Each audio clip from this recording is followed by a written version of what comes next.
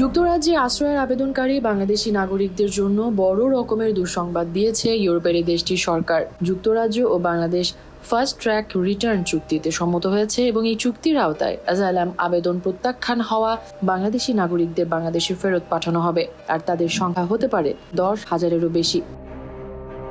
বৃহস্পতিবার 16 মে এক প্রতিবেদনে এই তথ্য জানিয়েছে ব্রিটিশ সংবাদ মাধ্যম দ্য টেলিগ্রাফ। প্রতিবেদনে বলা হয়েছে, অ্যাজাইলাম আবেদন করে ব্যর্থ হওয়া আশ্রয় প্রার্থীদের ফাস্ট ট্র্যাক রিটার্ন চুক্তির অধীনে বাংলাদেশে ফেরত পাঠানো হবে। মূলত ভিসা নিয়ে যুক্তরাজ্যে প্রবেশের পর দেশটির ভিসা ব্যবস্থার অপব্যবহারকারীদের মধ্যে বাংলাদেশিরা শীর্ষস্থানীয় পর্যায়ে রয়েছে। দ্য টেলিগ্রাফ বলছে, গত বছর প্রায় 11,000 বাংলাদেশি ভিসা নিয়ে ব্রিটেনে প্রবেশ করেছেন শুধুমাত্র স্থায়ীভাবে দেশটিতে থাকার প্রয়াসে, আর দেশটিতে প্রবেশের পর আশ্রয়ের আবেদন জমা দিয়েছেন তারা। সংবাদ মাধ্যমটি বলছে, অভিবাসীরা গত বছরের মার্চ থেকে আন্তর্জাতিক শিক্ষার্থী, কর্মী বা ভিজিটর ভিসায় ব্রিটেনে এসে রাজনৈতিক আশ্রয় দাবি করেছেন। মূলত ব্রিটেনের প্রবেশের পেছনের দরজা হিসেবে কাজে লাগানোর প্রয়াসে এসব ভিসা ব্যবহার করেছেন তারা।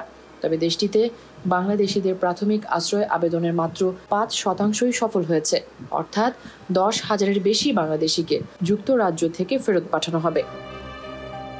এমন অবস্থায় যুক্তরাজ্যের অবৈধ অভিবাসন বিষয়ক মন্ত্রী মাইকেল টমলিনসন বাংলাদেশের সাথে একটি ফাস্ট ট্র্যাক রিটার্ন চুক্তি স্বাক্ষর করেছেন। এই চুক্তির অধীনে কেবল ব্যর্থ আশ্রয় প্রার্থীরাই নয়, বিদেশি নাগরিকদের যারা অপরাধী এবং যেসব ব্যক্তি ভিসা নিয়ে ব্রিটেনে প্রবেশের পর বাড়তি সময় অতিবাহিত করেছেন তাদেরও নির্বাসনের কাজ সহজতর হবে। এছাড়া রিটার্ন চুক্তিটির ফলে বাধ্যতামূলক কোনো সাক্ষাৎকার ছাড়াই অভিযুক্তদের দেশে ফেরত পাঠানো যাবে, কারণ এ সকল অভিবাসীদের দেশ থেকে ফেরত পাঠানোর জন্য সহায়ক প্রমাণ রয়েছে।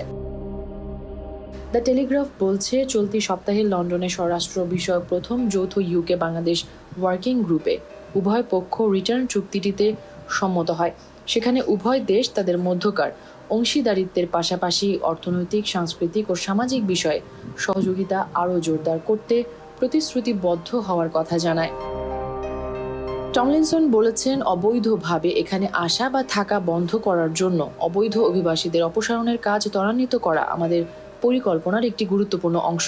বাংলাদেশ যুক্তরাজ্যের একটি মূল্যবান অংশীদার এবং আমরা তাদের সাথে এই ইস্যুর পাশাপাশি অন্যান্য বিভিন্ন বিষয়ে আমাদের সম্পর্ক জোরদার করছি। তিনি আরও বলেন, এই ধরনের চুক্তিগুলো অবৈধ অভিবাসনের উপর উল্লেখযোগ্য প্রভাব ফেলে বলে আমরা ইতিমধ্যে স্পষ্ট প্রমাণ দেখতে পেয়েছি। বৈশ্বিক সমস্যাগুলোর বৈশ্বিক সমাধান প্রয়োজন এবং আমি সবার জন্য ন্যায্য ব্যবস্থা তৈরি করতে বাংলাদেশ ও অন্যান্য অংশীদারদের সাথে কাজ করার জন্য উন্মুখ।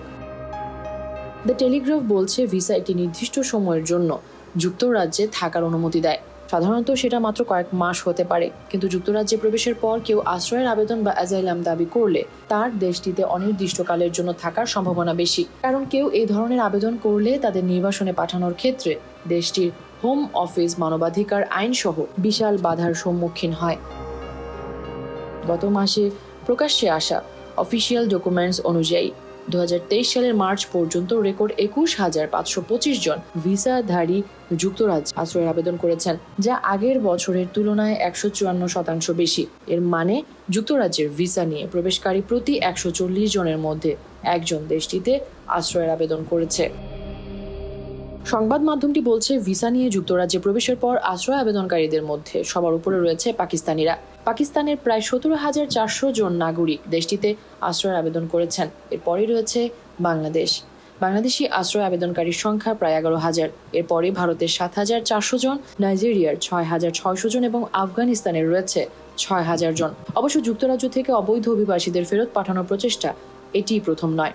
গত বছর যুক্তরাজ্যে থাকার অধিকার নেই এমন 26,000 লোককে তাদের দেশে ফেরত পাঠানো হয়েছে, যা 2022 সালের তুলনায় 74% বেশি।